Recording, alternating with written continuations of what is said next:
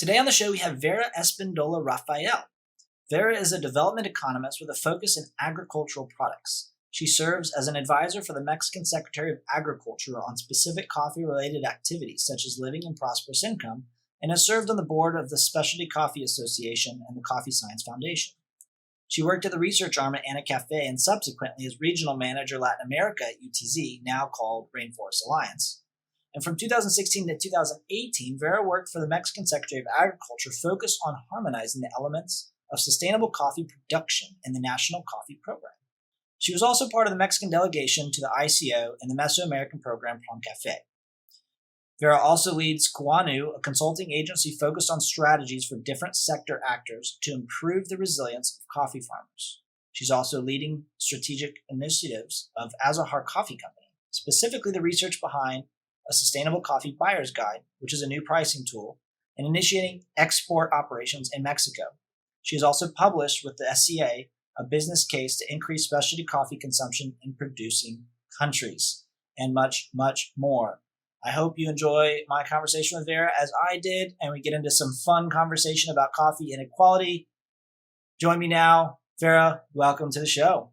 Thank you, Michael. Thank you. I'm really excited to be here, actually. Well, I mean, I'm just, I don't know. For me to learn from someone who's done this kind of work and is on the ground level, especially since, for those of you who are listening and maybe didn't realize, Ben and I were just in Oaxaca a month and a half ago. So Vera and I almost connected there, but having just seen some of what's going on down there, visiting some of the producers, I'm excited to kind of full circle experience this. So I guess I would just love for you to share with us and our audience a little bit about how you got where you are. Coffee, economics. What's that story, Vera? So both my families are from agriculture, and my dad's side, my mom's side, all subsistence farming. And I always had that need or wanting to understand how it worked, why, what I was seeing, why there was not enough prosperity, if you want to just call it that, on these lands as they were producing and feeding us, but where we're not seeing that much economic development behind it. And you would say, well, were you thinking that at that age? No, not that much. But later on, as I was just always visiting my grandparents, my family members, it evolved in a certain way, but I always was triggered on why can people not make a living out of, where they are. I studied first international business, and although it was very interesting from that angle of, business development, it did not really relate on what I was looking for when it comes to agriculture. So I applied to this master's program, and for me, it was like the biggest opportunity to understand what was going on globally, understand what can happen on a national level, so on a country level, and how does it impact, producers. During that time, I got this huge opportunity to participate in a value chain analysis study for ANACAFE, which was European funded, and they wanted us to dissect the value chain in order to see how much of the consumer price ends up with the producer. And normally a lot of people would say, well, it's not that interesting, but for me, it was an interesting piece because it allows you to understand the full supply chain. For me, it was an opportunity to see who does what in the chain, and how much do you contribute in terms of value of the consumer price to yourself, to your operation, so to say. And that study at that time, we estimated, we were several researchers in Mesoamerican, and we ended up with between 7, 8, 9% of the final consumer price ends up with the producer. And by that time, I already had visited and interviewed multiple producers, I would say around 20 or 30. So for me, it was very hard to see, okay, I'm seeing so much effort going into one side of the supply chain where I see a lot of risk, a lot of dependency on climate, and things that are out of your control. And how do you control that when you don't have the means to do so? So finishing that piece, it made me, of course, very sad to see how that actually is being done, if I could say that. And then I simply said, I want to learn more. I want to work more in this crop. I loved coffee from that minute on. And that was almost 15 years ago, and I never stopped. I just wanted to understand, how can I contribute in creating better circumstances for producers? Yeah, no, absolutely. So I want to break down a couple things for listeners. So when you say 7 to 9% of the product going to the producers, are we talking kind of the total resale value? Like if I sell a bag at $13.99, $14.99, 7-9% of that is actually making its way back to the producer? Or are we talking about actual like price sold from the origin country, like an importing? No, we did the consumer price from supermarket coffee at that time. Yeah, and I say specifically supermarket coffee because at that time we didn't consider specialty coffee in our study. Gotcha. I think it was also a different time. Sure, absolutely, and that makes way more sense. And for those listening, like, so if you don't realize, like the supermarket coffee, we're talking like anywhere from the realm of like $7 to $9 for a bag versus like 14 to 16 average nowadays for specialty coffee. And we can get into that later, but that even gives you a bigger glimpse of the piece. 7 to 9% of $7 to $9, not a lot of money. Yeah.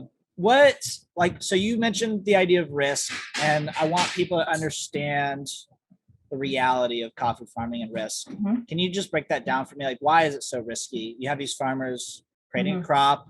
I've seen farmland in Nebraska and whatever. It seems pretty stable.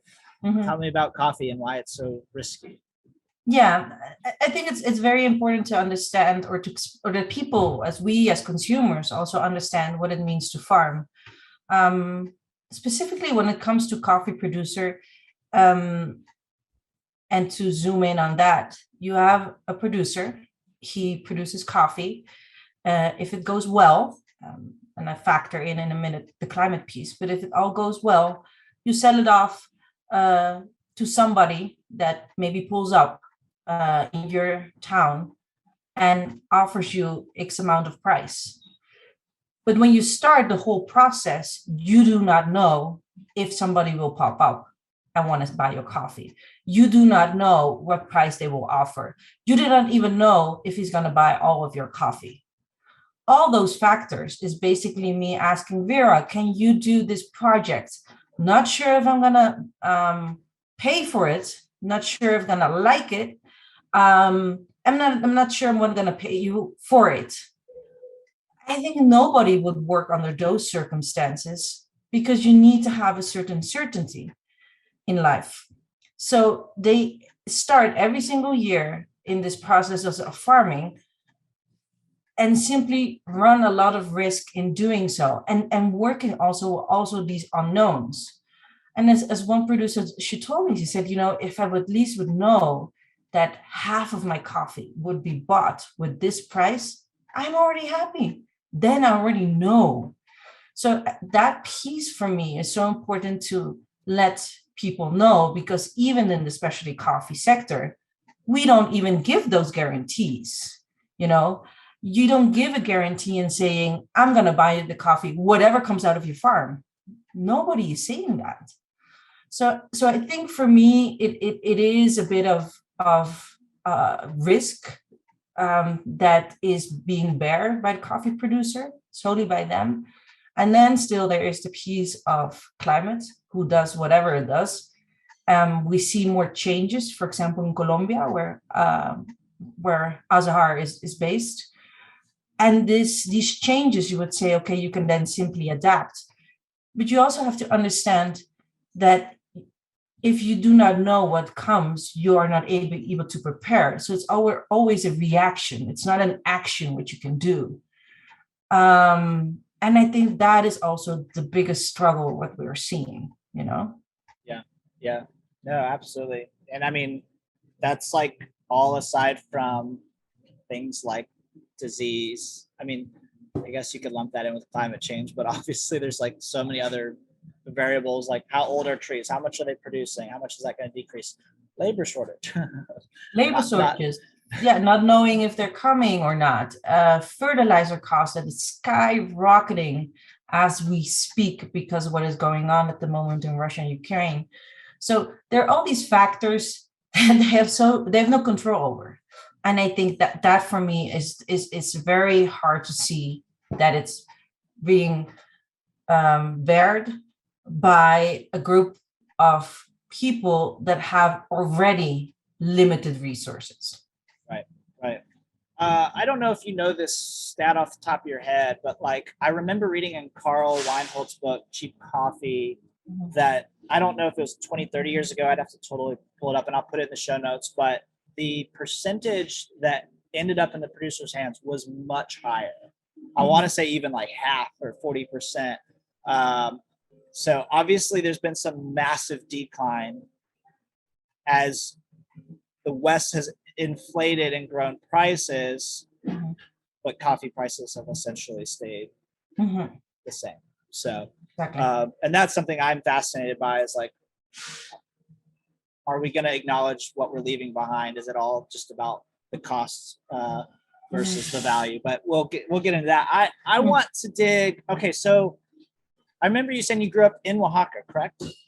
My dad's from Oaxaca. My mom is from the state of Mexico. That's around 3 hours from here. Okay. And I grew partially up in the Netherlands. My parents migrated because tough circumstances. It was very hard for them to move ahead. So there's a huge opportunity to move to the Netherlands.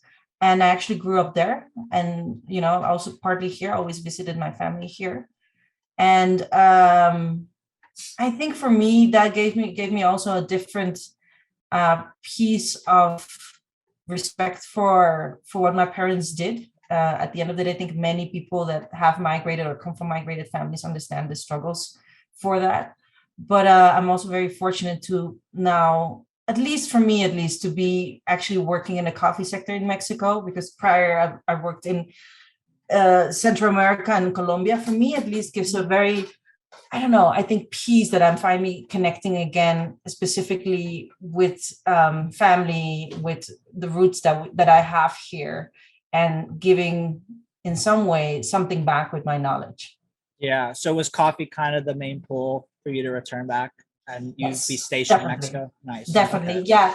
Because I worked in other sectors prior to this in Mexico, but for me, the pullback to Mexico was very conscious minded, because I was working in a sector, NGOs, institutions, where we were all, and I'm being very critical here, deciding on what should happen when we're for a country, maybe just for countries in Central America, when we're not even living there.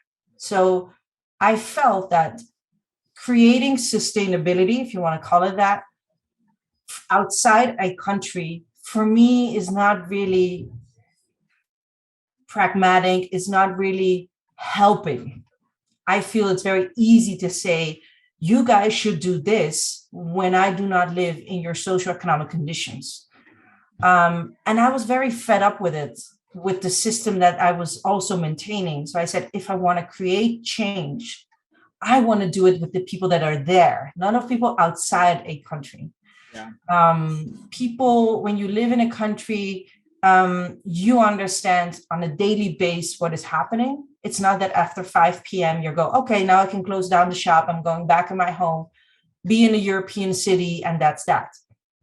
You don't understand then the conditions of a country, which is 24-hour, you're in that condition, in that environment. So for me, I couldn't do the work what I was doing prior, which was managing a region on economic development, sustainable development, having a team in several countries, and not being there.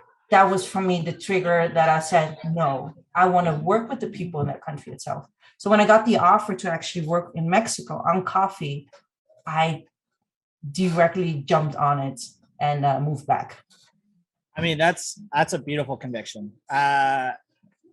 We've experienced that, my wife and I, living abroad, working. And I think the idea of this incarnational commitment to the work you want to do, you know, it's one thing if you're just living your life. There's no pressure to have to do a certain thing. But like, if you're saying, I want to do X, there has to be some real digging in the heart to figure out what that really means if it's involving other people, right? And what does that mean to experience what they're experiencing, live among them? And that's where the rubber really hits the road and deciding what, yeah. So I'm curious then to kind of like turn this a little bit towards farmer economics. Like, farmer prices have stayed pretty much the same, obviously with a lot of ups and downs, but even from 2000, 2011, 12, when the prices dropped again. And so they're still getting paid these prices, no guarantees, risk on whether they're going to even sell their whole lot, how much are they going to sell it for? Like, what is it that they would like to see? And maybe let's talk about Mexico, right? Because obviously every culture country is going to be different, economics are different, cost of living is different, but I'm kind of curious to dig a little bit on what is the lifestyle like of most farmers. And let's just go and throw it out there now. If 85-90% of farmers are 2-3 hectares, majority 5 hectares or less, for those listening, that is not a lot of land, that's not a lot of money. And so depending on the country they're producing and the amount they're getting per kilo, you're not talking like a very good salary here. So what is it that farmers want? If for those who are still engaged in producing, maybe it's been generational, they're the third, fourth, fifth coffee farmer, they have 2-3 hectares. What are the needs? What are the wants? What does it look like for them financially right now? Are the kids even going to school? Do they even have clean water? What are the things they're still struggling with, and what are the needs to change that financially specifically? So much to unpack there. So I think that in general, as you rightly said, every country is different. And there's so many factors in that determine on how a farmer is doing. Specifically, when you look at Mexico, the majority of the coffee that's being produced in southern states, as we call them, and that's Oaxaca, Chiapas, Puebla, Veracruz. Those 4 states compile 85% of all the coffee. And then we have around 10 other states that also produce coffee. When I focus on specifically these 4 states, there is a higher degree of poverty in these regions. And that goes that specifically countries that produce coffee are most likely to be on the lower level of the poverty index. This is a fact. So if your country produces coffee, you will have a higher chance to be at the poverty level of the development index. I found that simple fact already striking. So you would say that coffee should contribute to the economic development of a country versus not, right? That's not the case. So when you zoom in a country like Mexico and you see also specifically that happening on a state level, so that the majority of the states that produce coffee are even also the most poorest. That for me also so striking. How do they live? They live very much on a day-by-day basis. They have, depending on where they are, sometimes just primary school, perhaps secondary school, but it doesn't go much further than that. You know, they have to move in order to go to what we call prepa, which is what comes after secondary school. And so it's not it's more, I think, the minimalist living that they are used to. So maybe for us, we have in urban areas more needs in a certain way. And I would say their needs are maybe similar, but on a different level. Similar, I would say, in wanting certain things, wanting to have internet, wanting to have, I think that's already the similar needs, but completely different execution, right. Not having it, or just simply having it for a piece of the day when they have a good signal. So what happens is that if you are very much dependent on that initial surrounding, you are very much focused on what the community supports. So there's a lot of community support. There's a lot of helping each other out. And that helping each other out, and there comes in the economic piece because I'm heading there, is what you also see in coffee.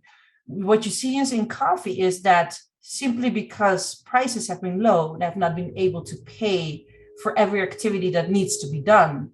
And sometimes it's not that they do not know that they have to, clean now the coffee fields before more herbs come. It's simply they don't have the money to pay. So what they do with community support or with other family members. But they, of course, not do everything what needs to be done. So what you then see is that they're trying to manage their activities with the estimated price that they think that they will receive. And if that's low, then your activity on the ground will be low. That means that you have low productivity and low income is then the results. And that's just the hamster. That did not change in the last year. So low income, low investment, low income, low investment, low income, low investment. And that also goes back to what you can offer your family. It goes back into you're not able to spend that much with your family. You need to find another job, or you need to find other ways on how to make a living, and living. And I mean, going back to that is go to school, medication, the simple things. And for me, that has been a conversation that I had. We have done cost of production workshops with producers, where sorry, and just to be very clear, I do not say that I have to record keep or anything, because I think that there are a lot of knowledge in their heads that it's simply we need to grab it from them. I'm simply wanted to give an example on where a producer was saying to me. He said, the thing is, it's not necessarily that I ask for a very high price. I know my coffee is good, but it's not that I'm asking for such a high price. I simply, I don't want to choose anymore between if I should buy a school bag or a bag of fertilizers. And I was like, I would never, if it means that I never have to drink coffee anymore, then that will be my decision, because I don't want people to be in that decision of buying school bags for their children versus buying fertilizer. Then something is off. Something is off of these economics. Yeah. So I understand when people say, well, it's not only about price, it's also about productivity. That's very easy to say for people when you do not live in those conditions for the last 10 years.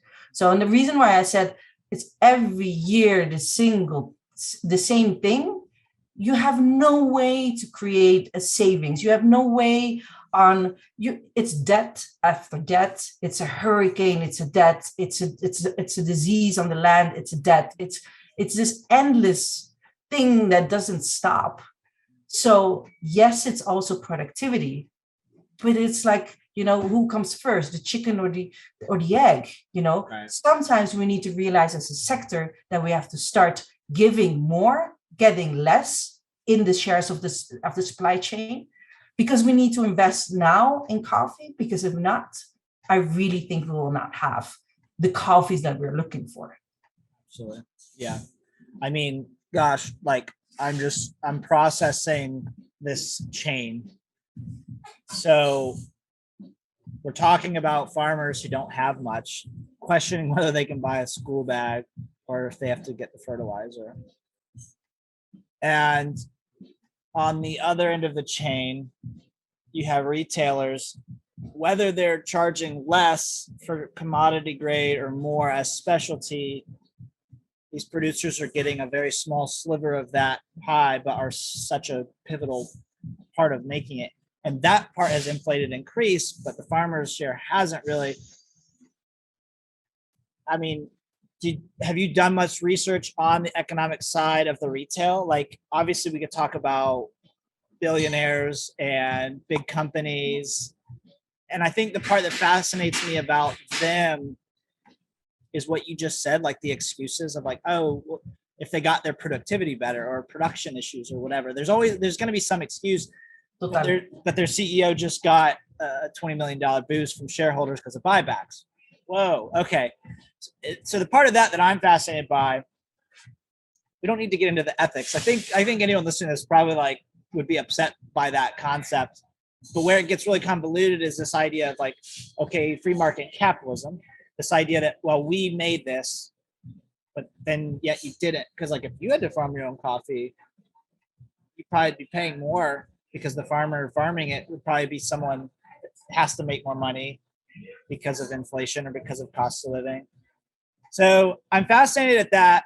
And I don't know if there's really hope for change other than regulation, which then would go against what everyone says they want as far as free market goes. But tell me, I want to dig into like what the good, quote unquote, that these big companies do. So I think we can make a blanket statement. Most specialty or give me some stats on like the big companies. Like how much % of the industry is done by just a few companies? Yeah, I mean, that for me has been one of the most striking things. I think the biggest companies in coffee are around 4 to 5. And I can tell you they're not in producing countries, just for people to understand that dynamic as well. And these 5 major company, or the 5 biggest, manage around easily 60 and now almost 70% of the global market. So you can imagine on if that is happening is also in coffee, they can move that needle of the price because they're the only ones that actually are moving it. So there are a lot of brand names, and you would think that brand names reflect different companies, but many of these brand names are hosted by one company. And I think that that's also what creates sometimes the perception that there are many buyers. Yes, there are many buyers, but sometimes they're even the same. They're different buyers for a same company.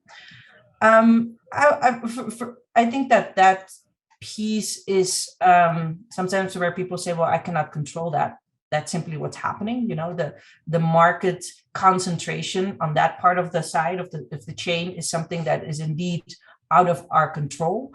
But it's always good to know where the coffee ends up with. For me, one of the most striking pieces was a piece that was written by the Coffee Barometer, the latest version from 2020, and that they were saying that the majority of the value was hosted in a country where coffee never is touched, which is Switzerland. It's something that I always say to people. It's the way then how value is simply of coffee is simply managed in a very paper-like form. Countries moving coffee around when their companies manipulate the coffee in itself. They don't touch it, they don't do anything with it, they just buy and sell. And that's what for me is a way of, okay, if we know that that's happening and we're still part of it, we need to find a way on how can we do this differently. Because at the end of the day, if a group of I think I would say group, but I think that there's a large community that believes we need to create a certain change on how we buy and sell coffee. I do think that instead of focusing on what we cannot control, thinking of how can we create a different form of buying and selling coffee. And there are already examples of it. I think that that's the piece that I like to focus my work on. The controllable, like the what, how can we change how we buy and sell? Yeah, how can we change that? I think that I understand that people view coffee as a commodity. I think I understand that they like to view it as a commodity. I have a trouble with the term commodity because I think for me, it's easy to think, yeah, if it's a commodity, it's a commodity. It's simple. It's something that is being fabricated, and every time it's the similar thing that comes out of it. That's not coffee, though. Coffee is done by smallholders, as you said. It's produced mainly on small land, and it's not every single time the same. We make it by putting a lot of coffees together, but it doesn't come from commodity producers, in a sense. It's still an artisanal work. It's very labor intensive. So how can we say that's a commodity? I don't know. I sometimes like to think about that piece because I think we created a model where a lot of these buyers were able to sustain buying coffee that way, specifically also because there were a certain requirement for quality. It worked, money was made out of it, but we never gave sufficient money back. A lot of investment was made on how can we create or roast better? How can we, get more knowledge on filtering? How can we, and little was giving back to better varieties, disease solutions, climate mitigation. It's striking to me that in the industry of strawberry, there's more research invested in strawberry, watermelon than in coffee. That is fascinating. I mean, we're talking about one of the largest traded commodities has less research being done than strawberries and watermelon. Yeah. I mean, even on the state side, what you're saying rings close to home for me, because on our side, in a retail setting, I feel like there's so much, I don't want to use the word division, but just difference of viewpoint or how the industry is seen in amongst ourselves, how roasters see it compared to baristas. And that in and of itself is an issue. I'm curious your thoughts on like roasters. Are we like the pinnacle of like making, I feel like what can we control, right? So if we're trying to figure out what can we control, I'm almost scared at the power we have to like, well, we're the ones buying and then reselling. Like, what are your thoughts on roasters and what they should be bringing to the table, or what they should be doing to help shift the narrative of change and what we can control? So I think there's a difference between roasters that actually buy coffee directly or are very involved in the coffee buying process. There are other roasters that are less. It's not necessarily bad. They rely on importers defining, focusing on that. I'm sometimes a bit worried about the level of involvement from roasters that are heavily involved in the process of, do this on your land. So a certain process that they want them to do naturals, do ferment more, all those details. I'm not even an expert on it, but I also see that how it affects sometimes producers, I ran up to this cooperative leader a couple of years ago at SEA and didn't visit Guatemala for quite some time at the time. And he said to me, recently, I got a visit from a buyer, a roaster in the US, and he said, great visit. And one of the coffees of a producer that by coincidence I knew, she was she had great coffees, papaya notes and everything. And the buyer actually at that time, he said he wanted for those coffees to become naturals because he wanted to have natural coffees, but from that same producer. So she entered that process. Just to cut the story short, all the papaya notes gone. Totally coffee that was not interesting at all. Buyer didn't want to buy it anymore. And he said, and now I have X amount of bags and I do not know what to do with it. And we entered that process because, and we even told him, natural's pretty difficult here. There's a lot of humidity, there's a lot of pieces of the environment that he didn't maybe see. Yeah, he came out of the rainy season.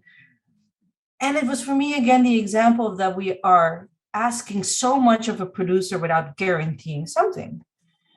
And also the piece where we also don't explain certain things to producers in an accurate way.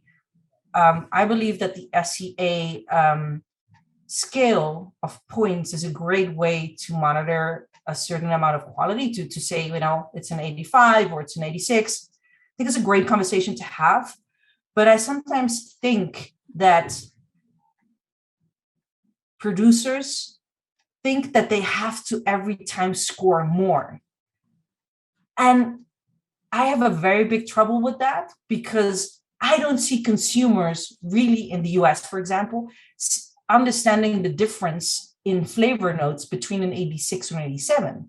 And we see all the effort going on from a producer. And this is an example of a Oaxacan producer. She said to me, they cupped my coffee and it was an 85. And I was like, oh, really? That's fantastic. Congratulations and everything. Yeah. I said, yeah, but they told me that I have to go to an 86. Why do we want to create those messagings to farmers? Why don't we say, maintain your 85? Think about this as well. Think about your varieties, what you have. Do you want to renovate or not? How's the conditions on your farm? Ask the producer that first versus imposing on something that you think will click with your consumer. It's not even a certainty that you think that a consumer is sometimes looking for that. I don't know. I think it's great that people enter in a certain process of, we want to create different types of coffee. I think sometimes we do not, as roasters, understand the full, I would say, all the actions that need to be done for a producer to get to that. I really wanted to say, I actually said to this woman producer, I said, I think 85 is already really good. And if you can create 85 again next year, you should be very happy. It's right. Very good. And so I would say, and I've never been a roaster, but I would say maybe ask more to the producer, enter a conversation with them. What are they seeing that is needed, or what do they want to work on? Is it the drying piece? Is it the process piece? Can they do it? Are they able to afford it? I think that's the conversation to have. And I will definitely say, as I've been talking sometimes with other people in other countries, that need to always want to jump up a point, the 87, the 88, the 89, sometimes creates people that are more in the range of 84s and 85, that's the only solution to get out of poverty. And that for me is not the case. Right. Yeah. I mean, from the buying side, I get really wary of any Western-based roasters who go and have these conversations and try new experiments. That's like, if the infrastructure is there and the means are there, great. But I think there's a misconception. We've kind of it's like we've grown tired of a classic, great, delicious washed coffee, and we just want all these crazy things, whether it's new varietals or new processes. I'm interested to turn that to the consumer side. I'm curious, your thoughts from a controllable. I almost feel like it feels like there's not control over these massive conglomerate monopolistic organizations. But then at the same time, I feel like there is. Mm-hmm. And two things come to mind, and I'd love for you to just kind of share your thoughts on it. One would be actual policy change and regulation, possibly. Mm-hmm. Then the second part would be actual consumer change. Mm-hmm. Is that possible? How is that possible? What's the education needed? Because if they are selling so much, it's because consumers are buying it, right? Mm-hmm. So where's the ability for us to educate consumers? And maybe there really is no, maybe consumers don't care. Mm-hmm. Some do, obviously. But from the consumer end, do you think there's controllables to change some of that? Is it a matter of just voting with our dollars? And what can we be doing, both you on that end, but even us as a roaster, to change that, if at all? I really think that a piece on what you were mentioning earlier about, consumers being more informed, I think that there is a piece to still work on more. I think people have done a great job sometimes in selling the coffee, explaining what an origin is, explaining what a country is, all that. I see that there is a lot of work already being done, specifically in the traditional consuming markets. I mean by that, the US, for example, Europe, for example. I do think that we sometimes do not know what is behind it. So when people start communicating about, we pay well, what does that mean? We are still sometimes not that fully transparent about that. So what does it mean if perhaps a price is popped up on a package? You still don't know that much. You do not know what ended up with the producer. I think we have to unpack that more so people will understand a bit more what happens after that in the chain.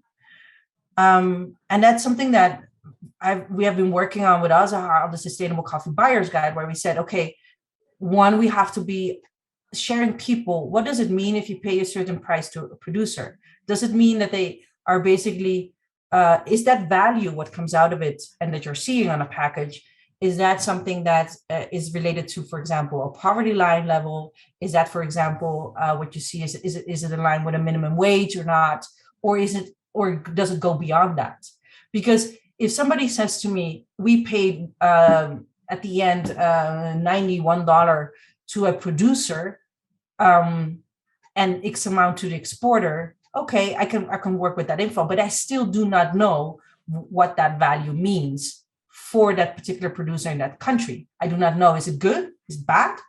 And what do I refer to? What benchmark do I have to make that connection with?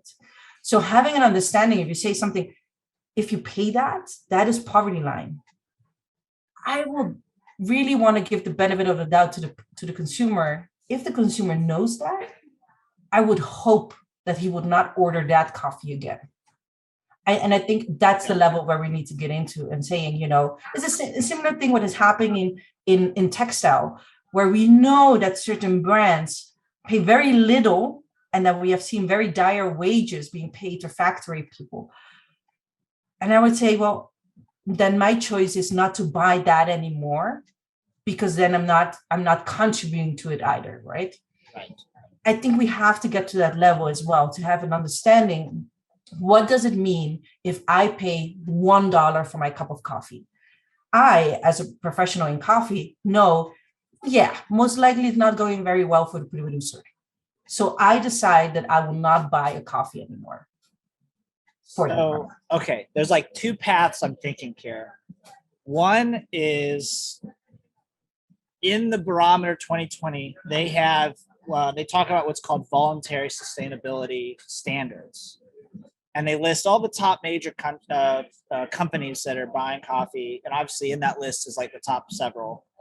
And the ratio of voluntary, quote unquote, sustainability that they do versus conventional methods, which probably don't pay very well. There's one on that list that the sliver of voluntary sustainability work that they do is almost invisible. It's so small.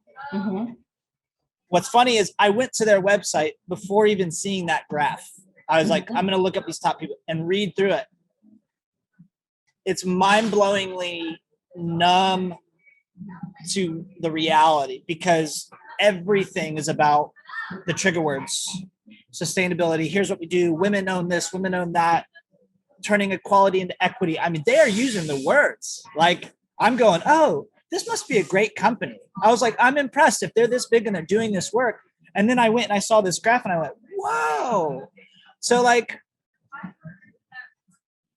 if we're able to use the language that doesn't actually have any real impact on the producers and the cost, caring only about your costs and your stakeholders, how in the world are consumers supposed to sift through that? And I guess to your point, what you just said, price. Yeah. So then here's my question. How do we determine that? If coffee is grown all over the world, is y'all's sustainability buyer's guide, is it going to have like ideas such as minimum wage by country? Because we can talk about it here in the States. Okay, $15 minimum wage, this is what we need and want based off inflation and cost of living. I feel like it also won't matter, even if I'm saying I paid X for coffee, if we're not talking about what that means for that place. Total. So mentioning so many points. So let me divide my answer in two. So one on the sustainability standards. So I think the essence of sustainability standards, where it came from, which is way back in the 80s, where they said we need to create a better better environment for producers, better guarantee a certain price for producers. That's where the fair trade movement came from. The essence was good. The path they took was good. Many organizations certified with fair trade. What happened, I think, from my perspective, and also being worked for a standard for 8 years, was they were starting to put a lot of pressure on things that I think, in part, we couldn't guarantee. And I think this is one of the first conversations where I'm very transparent about what my feelings are about it. And welcome to receive any conversation after this regarding this criticism. But I remember that we were developing the standard, and one of the NGOs insisted on putting a chapter in on gender. I'm full for it. The only thing what I said, as a team, we cannot guarantee that. How can I guarantee that is resolved, or when our focus has always been on good agriculture practices? It had to be in. It had to be in and in and in. Because if not, we would not receive X amount of funding. We put it in. I didn't support it because I knew that our team couldn't guarantee for every single country that we were working in that there was an amount of degree on gender development in order to comply with that point. So when you then see that something is certified, and I know that something is not being fully complied with, but you maneuver in a certain way for that to still happen, that's to be certified, I was, started getting shocked more and more as things were growing. So we were saying to consumers that everything what we're saying is in place when we know it's not. For me, that's greenwashing. For me, that's a way on, we call it limpiar la conciencia. We clean our conscience with a label, and we know that there's so many struggles. And then and what we also had to do, you could see the claims changing from the standards saying we guarantee no poverty even. And I was like, how can you guarantee that? Right. How can you say that? So even in our marketing, people wanted us to use certain terminologies. And I was always so insistent, you cannot say that. We don't do that. We cannot guarantee that. We're not solving so becoming a standard of where you focus on good agriculture practices versus X amount of years later and saying we contribute to a lower poverty is bogus. You're not doing that. Right. You shouldn't claim something so big, something so complex. And that's for me, I think, still one of the hardest things that it still continues because we don't have anything better. And I agree, there's nothing better for mass consumption and saying that's sustainable coffee. However, maybe we can already start doing things differently. And perhaps they're doing that right now, but I'm still very hesitant of saying something to an organization or to a producer, just certify because that you will get a better price. That is not true. Premiums have dropped for these standards. Nobody talks about it. people think that they need to certify it because they will get a better price. That's not true. It's not a guarantee. And it's not even true that you get a substantial amount of a higher price. For me, I think that that's a conversation that we always have indoors, so within the sector, but we never have it outdoors, because that will mean, oh my God, the consumers will think that, maybe we should have it. Maybe that will finally you will get pushed in creating different solutions with the mechanism and structure you have built for certification. So that's one piece of my answer. And then the other one was pricing, like or determining economics in a country, in a region, cost of living. Yeah, so I think there's a lot of effort and at international level to get to that point. I'm very happy that finally, we're talking about cost of production number, we're talking about prices. If you would ask me 8 years ago, we're not doing that. We were not talking about cost of production enough. Right. Now it's just the center of a conversation, and I love that. Yeah. Specifically in the work that I do with the Sustainable Coffee Buyers Guide, that's the intention that we want. We want to get move away from this being an initiative of Azahar as an export company, because we believe that this is information that more people should have in their hands to work with. So our intention is to create more cost production studies or do collaborations with others where we can use their data and show, okay, this is a poverty line, this is a minimum wage level, and this is living income, and this is perhaps a prosperous income. Right. You can throw a formula to that is basically focused on looking at the income level that you want to achieve plus the cost of production, and then you divide it by the volume. And we have done that specifically for Colombia. During the SCA event this year, we will launch the new version with the invitation as well as we need to show this to producers as well. That's the work that we do, but we also want to show it to consumers. So there will be a landing page for people to say, okay, if I know that this is the price that a producer receives, what does it mean for him? So that triggers already a conversation for a consumer to say, how much do you pay to the consumer? And it's something that I love to also ask here in Mexico, for example, where I say to you, how much do you pay to the producer? How much ended up? Because supply chains are very short here, and especially coffee sector. So basically, it's like the roaster. I either bought it directly from the producer or he bought it from another one that buys green coffee. So because the supply chains are very short, I can just ask the owner, how much did the producer got? Because I know that that's actually what the producer got. And I know what that means if you bought the whole volume of the producer or not, and what does it mean for an income for a producer here. For me, it's easy to have that conversation here. I can assume that in traditional consuming countries, you're much further away from that producer. So that's why we think that a tool like this at least gives a certain understanding.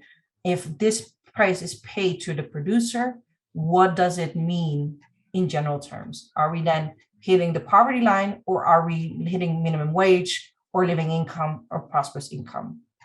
I think if we do not show that, you're still in the dark about what it means for a producer.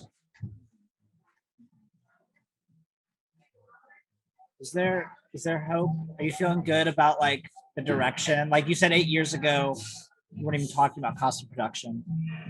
Obviously good work, and actual economic change does take a long time. And you've been in it 15 years. Are you feeling like there's change, even if it's slow? Are you feeling positive?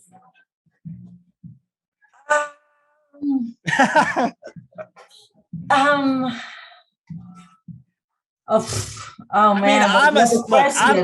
a cynic. I don't if I read Carl's book, for example, or even pre-Carl's book, for those listening, there's another great book. If you want to get into some of the history of coffee, go read Coffee Land by Augustine Sedgwick. Yes.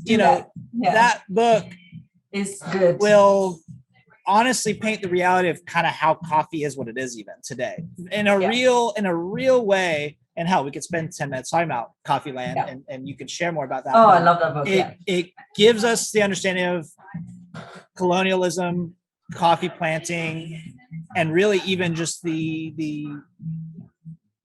20th century boom of producing as much as we can with as little money as we can, but all of it being maintained with the upper powers. So I read things like that. I read Carl's book and I go, this is, you know, I'll keep doing my work, but this seems useless. But I want, you know, I get these little glimmers of hope, but I mean, you've been in the trenches. So like, I don't know, what does it look like? What does the next 10 years look like? So we're talking about cost of production. I can only seem to think about consumer education because, again, how do we convince people to vote with their dollars? But it's all a volume game. I'm so small. What does it matter? What is it even going to change? I don't buy anything direct. I can't buy anything direct because I also don't value buying direct as a small roaster. I'm not a big fan of small roasters buying direct. Oh, I pay more. Well, are you buying next year? Are you buying in 5 years? Are you buying consistently? Are you actually helping infrastructure? No, not usually. So yeah, I mean, what is the hope that you're seeing? And maybe it's not often, but maybe you get a glimmer every quarter or something. What are you feeling is the positive stuff taking place that keeps you going, that keeps you even engaged in it? Oh, that's such a great question.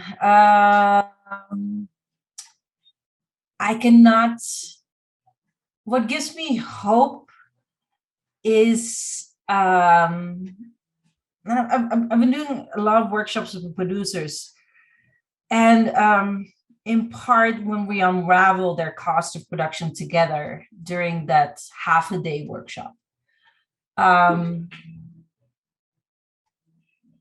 I enjoy seeing their interest spiking over a span of 5 hours or so, in understanding what they are spending on coffee farming. That I mean, I'm a nerd in that aspect. I love the number piece. Yeah. And I love seeing that in the morning, they actually thought that they have all the record keeping in order and they had to monitor and document, and they hate that. They don't like that. Sitting down, writing numbers, and they think that that's going to be the day about, you know, that I will insist on doing that. And my approach is not that. I believe that everything is here. We just need to ask a couple of questions and then it will get out. And doing that in a very, we use kind of an adult learning mechanisms in order to get that out. They understand that what they know is valuable. So they are valuable. It's not that they are less because they don't have it in an Excel or on a paper. And seeing that transition going on, if I do this exercise, now I know. And you could see the faces change when they were like, holy fuck. Sorry for the word. So that's the number that it costs my coffee. Right. So it's a conversation that I had with this producer where she was saying to me, I need X amount of price for my coffee. I said, okay. And we were like 30 producers sitting in a room. She asked a certain amount. He said, yeah, because if you want to buy the coffee, that's the amount that I need. Okay. And I was like, is that the amount that you need? Or is that the amount that you're asking for? Do you cover your cost of production with that? Oh, no, of course not. And I was like, so why are you asking me to pay that price for the coffee? Silence. So I said, and that's why, you know, I don't want to offer a price to you right now because we do not know what your cost of productions are. And that just created a click for them. And they said, okay, so when are you coming down here and let's do this? Yeah. And I was like, so that's a cool conversation to have. That's what inspires me a lot. That's that interest of the producer. And to your questions, we need to explain to consumers. And I understand that piece. I understand the piece that we need to inform roasters. But from the outside, we have seen poverty in coffee communities for years, for so many years. And we're still want to we still want to have more research and more studies done, and we don't trust other studies in between institutions. We don't, but there's so many data that exists and we don't use it sometimes, and we see that they are in poverty because you can see it. Why do we sometimes have to do so much more and just trust more the producers on what they are saying? So if a producer is saying to me, I need this, just trust him, just trust her, just accept sometimes the things that we're saying. There is still, I think, and that's the note that, I get into this mode of, why is our voice from producing country less sometimes? Why is it? I was sitting to this a couple of years ago, there was the World Coffee Producers Forum, sitting to a sustainable manager from a large coffee company, was saying, I don't know, I mean, clearly you guys want a higher price, but your expenses are not that high. I mean, my expenses, and he mentioned the country Switzerland, are much higher, that's why we earn more. And I was like, have you recently, and I was sitting next to a representative of Kenya and a representative of Guatemala. And and the Kenyan guy was looking at him as like, are you, he was like, how can you say that my expenses are less than yours? And I was translating to the Guatemalan representative, and he was saying even to me, what did he say? And I translated in Spanish, and he'd say, who is this guy? And it's like, you really do not want to know who he is, because this is I entered the conversation and I said, I think what we do not realize is that expenses, costs of living has increased in our countries. Coffee prices have not. That's why we have an enormous difference in what we can do with the money. So if we keep these prices, our levels of living remain lower and lower every single time. We cannot even sometimes afford certain things. That is what's happening. So you think that we do not need that much, because he literally said that. You guys do not need that much. Who are you to define what I need? So that's my the fancy car and the fancy house. Yeah, maybe I want to have all of that you have. Simply, I cannot afford it. So the conversation sometimes needs to turn into, stop saying what we need. We can say and speak up on what we need. Producers can say what I need. Yeah. That's the conversation we need to have more. So when we every single time we say, yes, it's for example, when they say, Vera, you can speak on behalf of producers. I don't want to speak on behalf of producers anymore. They have their own voice. They can speak for themselves. It's simply, we do not sometimes create enough spaces or opportunities to give them that voice. But in 2022, there are enough tools to do that. Yeah. So I do think that there is a piece that we still need to work on so much more on inclusivity. We need to work so much more on that piece of education and information sharing.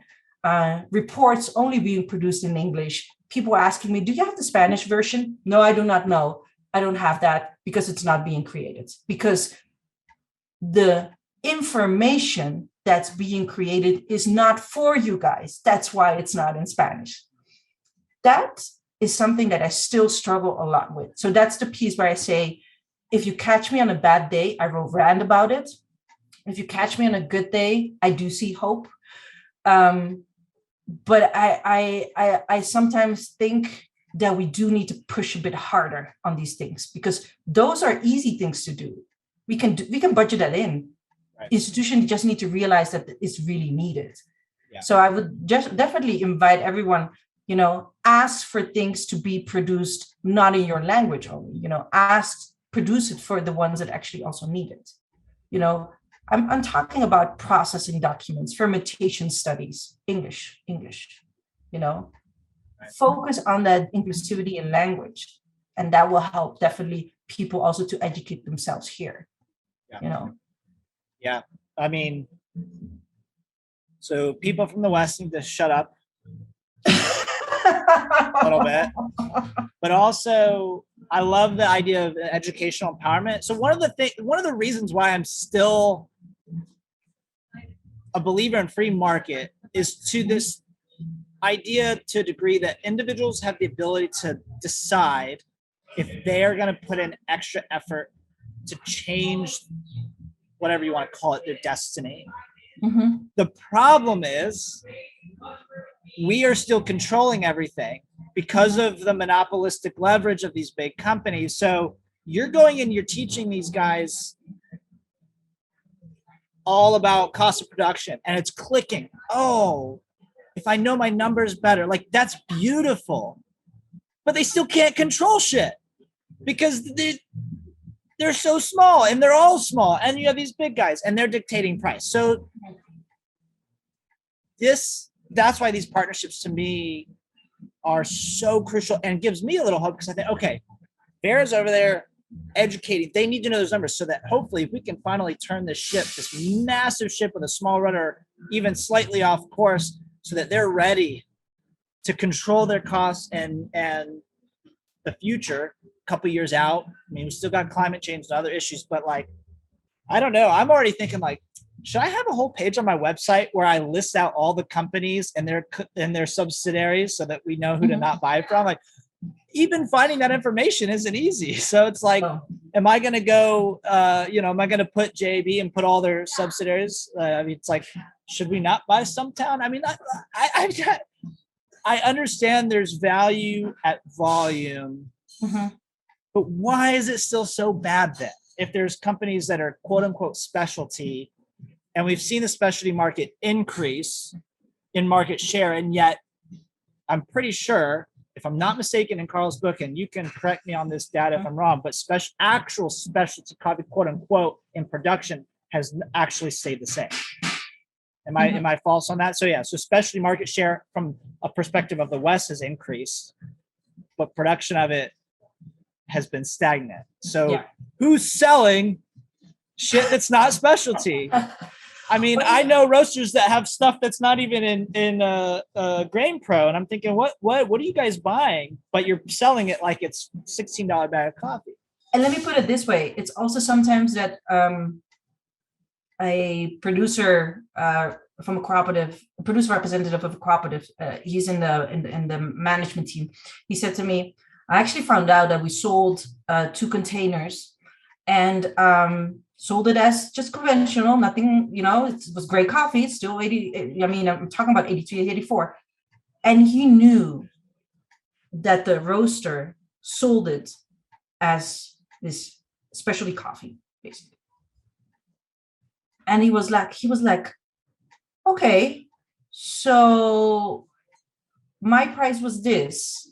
His price was definitely this, because, it's 2 clicks on the internet and you can exactly. Get to yeah, they have the power to see information. I'm having a different conversation with him this year. That's what he said. Good. And so for me, there is a lot of value in.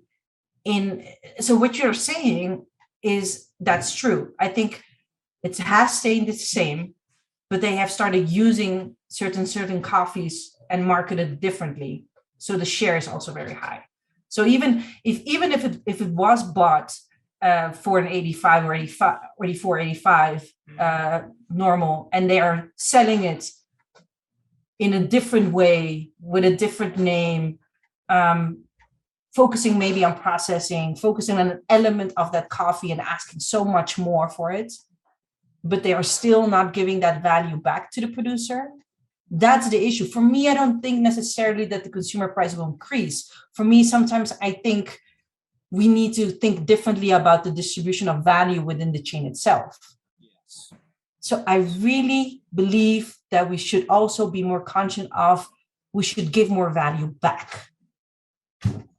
Yeah, I mean, that I love that from Brahmer talks a little bit about that. So this idea of like, we need to change the way of thinking from, instead of just our costs, to our values. But that's the sad part, is like, you can go to any of these big guys' websites and read all about their values. Yeah. But they still only care about costs, shareholders.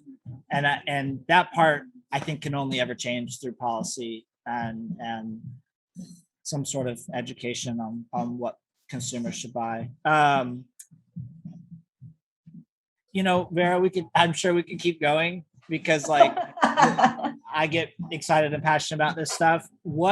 If we were to kind of bring it to a close, what would you say to consumers? Like, here we got Mad Priest listeners, maybe new, maybe old.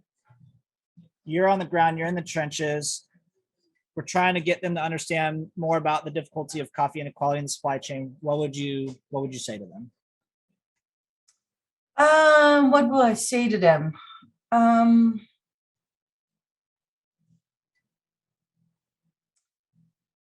Be conscious of coffee consumption. Be conscious of how you consume coffee. And I refer to that, if you have the time, asking those questions. For example, how much do you guys pay to a producer? Is a good way to start. I see sometimes when I'm in the US, I recently was in LA, and they're asking, where does it come from? Where does this coffee come from? How is it brewed? And they ask all these questions. And I think, great that you focus on that. Ask also that question of how much is you pay to the producer? And it's not to criticize, it's to open up that kind of conversation. They have the means to, if you have the means and the time to ask where it came from, how it's processed, what are the flavor notes, ask that other question as well. Absolutely. For reframing. I mean, how many times do we get asked if something's organic? I'm like, we need to figure out how to reframe. Instead of people asking if it's organic, ask how much it was paid to the farmer. Oh, that's a whole other conversation on the organic. I know. And we try to answer as best we can why that question isn't as important as they think. But I mean, we're talking, one of the things that also fascinates me about coffee is culture, right? We're talking about so much ingrained culture to every level of the supply chain, but now we're also about shifting cultures on the producer side of teaching them more about finances and costs of production, and maybe even ways to produce more efficiently or whatever. And then cultural shifts on the West side of how much we pay, how much we consume, and what questions we ask. I mean, even how much we consume, I think, is a valuable thing to start discussing. Like, we were taught and cultivated for most of the 20th century to consume 5-6 cups a day, cheap diner coffee, boom, boom, boom, caffeine. Go back and read Coffee Land if you want to learn about why caffeine is what it is today. And I think we need to move away and go, I try to drink no more than 2 cups. Like, and even that's like, to me, a limit of like, I want to embrace what's in my hand. I try to do that with everything, food and other products. I get that it's hard. It's complicated. It takes a lot of work. But maybe that's what we're trying to do is we want all of us to be more conscious people. And that includes all the different elements of our life, and therefore maybe actually create a better society, a better world. But Vera, thank you for your time. You have so much to offer. Keep doing the awesome work. Guys, there will be plenty of information in the show notes, links, and all the stuff. So definitely, if you're intrigued and want to learn more, please go check those out. All the books we talked about will be linked in there. In the meantime, now you can see why we get mad. So keep getting mad with us. And in the meantime, keep rocking. Thank you so much. Thanks, Vera. Thank you so much, Mike. Get mad. Get Mad Priest Coffee.